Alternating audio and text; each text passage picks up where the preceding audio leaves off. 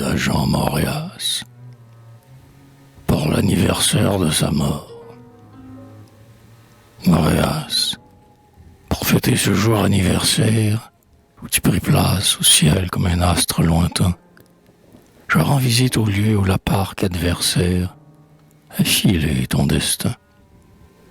Tout y redit ton nom, l'octroi, la grille nue, les feuilles que la brise agite doucement, l'église de Montrouge au bout de l'avenue et son clocher roman. Avril fléchit les cœurs d'une tiède caresse. Je respire avec joie au sortir de l'hiver, ce souffle parfumé, tout chargé de promesses qui circulent en tes vers. Comme avril, ta venue a balayé les brumes, et d'un feu salutaire, exaucant nos désirs, sur le peuple, fouetté d'orage et d'écume, rétablit les zéphyrs.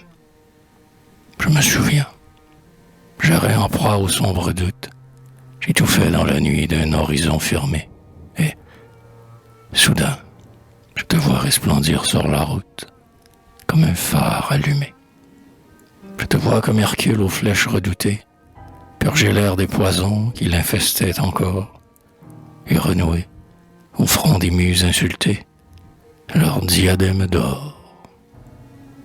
Tu nous prêchais, des sceaux démasquant l'impudence, un simple doigt docile au nombre et bien appris, sur le génie inculte, hérissé d'ignorance, emportera le prix. Copiez-moi l'abeille, on sait larcin champêtre, rentrant lourde au logis d'un miel riche amassé, et sachez que ce n'est qu'en imitant les maîtres qu'on les peut surpasser.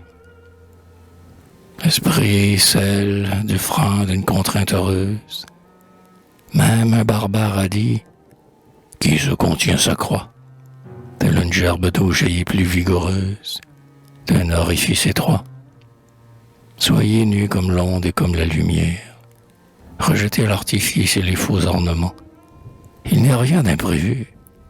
L'art est une matière à l'épreuve du temps. Mais surtout, renonçant bâtir sur le sable, fondez-vous le son d'Athènes, ma cité, où les sages savaient, sous les traits de la fable, cacher la vérité. Ainsi, par la parole ensemble et par l'exemple, tu confessais Pallas, enflammé pèlerin. Ton geste d'apôtre érigeait le vrai temple et semait le bon grain. Au bord de notre Seine où l'herbe reverdit était comme une invite à nos jeux inspirés, ton génie avait fait refleurir l'Arcadie et ses fastes dorés. Je m'assis à ton ombre et j'usais l'heure brève à voir se peupler l'air de formes de clarté. L'Olympe s'éveillait. Ce n'était pas un rêve, mais la réalité. J'ai vu Cyprine un soir, comme je vois la haie, que le train de ceinture émeut de son fracas. J'ai senti sa présence odorante, aussi vraie que la vôtre, au lilas. J'ai vu Phœbus, Dieu jeune, à l'ardente crinière, sous la voûte des bois. J'ai vu, même, un matin, Diane nue aux mains des nymphes chambrières qui l'essuyaient du bain.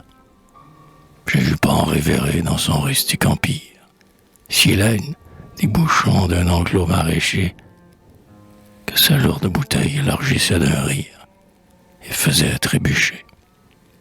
J'ai vu fuir la naïade aux tresses dénouées et le satyre espiègle au bond de chèvre ardent, cueillir au point du jour les pommes embuées pour y planter ses dents. Avec toi, Mauriac, affranchi de la ville, j'ai gravi des sentiers de roses et de jasmin. J'étais là quand surgit la plaintive érifile, au détour du chemin.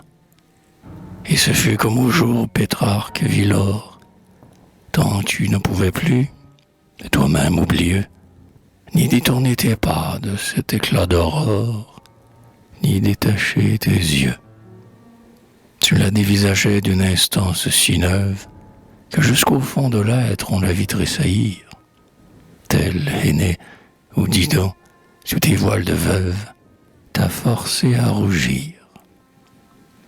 Ta voix, refuge aimé de ces époques nues, m'enseignait le pouvoir redoutable des vers, qui savent, Équéros, ravir Diane aux nus, Eurydice aux enfers. Ô voix miraculeuse, où mon âme exilée retrouvait sa patrie et son enchantement, c'est mon affliction que tu t'en sois allé si précipitamment. Mais du moins, si la mort nous laisse instruire des choses, et si l'âme en voyage à travers l'infini, garde encore, en dépit de ces métamorphoses, de nous quelques soucis. Réjouis-toi de voir se joindre à ta phalange, aimé, au confident de tes émois mortels, ô maître, un sang nouveau dressé pour ta louange, au pied de tes autels. Signe que ton renom sur la terre où nous sommes, à jamais, sûr de croître, en route vers l'azur, sonnera sur la lèvre et dans le cœur des hommes, d'âge en âge plus pur. Pour moi, toujours actif à te marquer mon zèle, je n'ai rien retranché de la jalouse foi, qui, dès le premier jour où m'ont poussé des ailes, m'a rangé sous ta loi.